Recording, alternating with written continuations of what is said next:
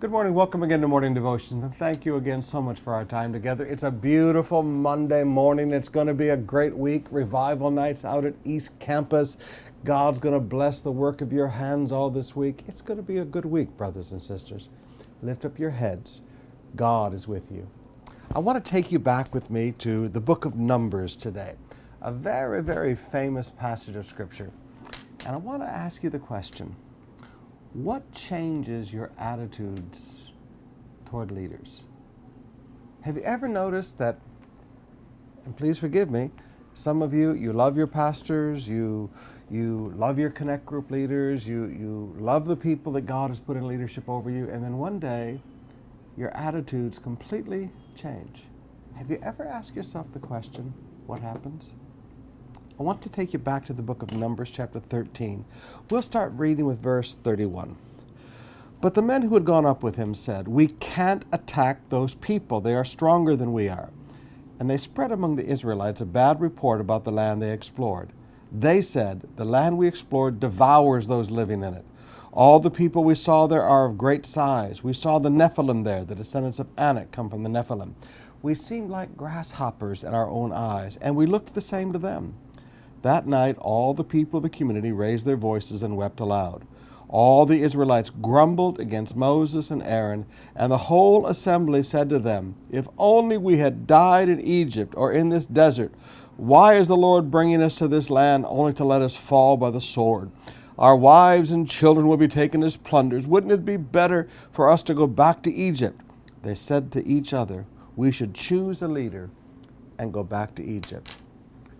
Now, I want you to notice how delicate a position the human heart exists in every day.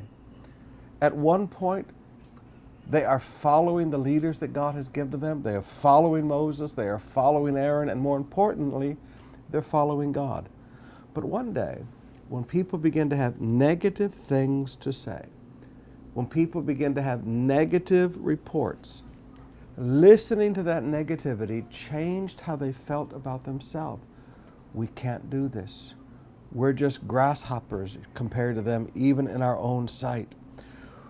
When people's words begin to make you feel smaller, you begin to grumble against those that God has put in leadership over you. Let me say that again. When people's words, when people's negativity that they speak to you changes how you think about yourself, and in your insecurity, you feel smaller. That small feeling that you have about yourself changes your attitudes toward your leaders, and you begin to grumble out against them. Secondly, when our emotions have been stimulated and are out of control, they'd lost hope. They were now in fear. You change your attitudes toward your leaders.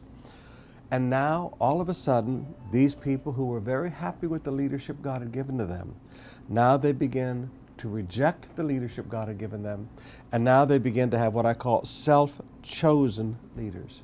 Leaders that are chosen out of insecurity, leaders that are chosen out of a fear of smallness and inability, leaders that are chosen out of fear, leaders that are chosen out of discouragement. And have you ever noticed how that all works out? Not very well. What kind of a leader do you think people choose for themselves when they've listened to the negativity of others?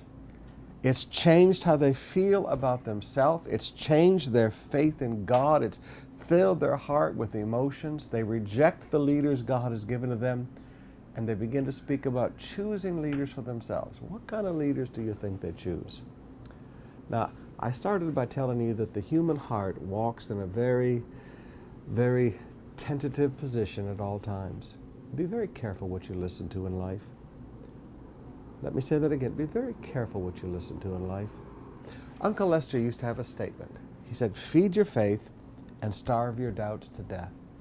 If you listen to the people who tell you what can't be done, you will always feel very small about yourself. If you listen to what God says, God will lift your head. God will look at a man like Gideon and say, "Hail, mighty man of valor." God will look at a little shepherd boy and make him the greatest king in all of Israel's history. God has a plan for your life. Quit listening to people who tell you it can't be done, and begin listening to the God and to the leaders God puts in your life that tells you that it can be done.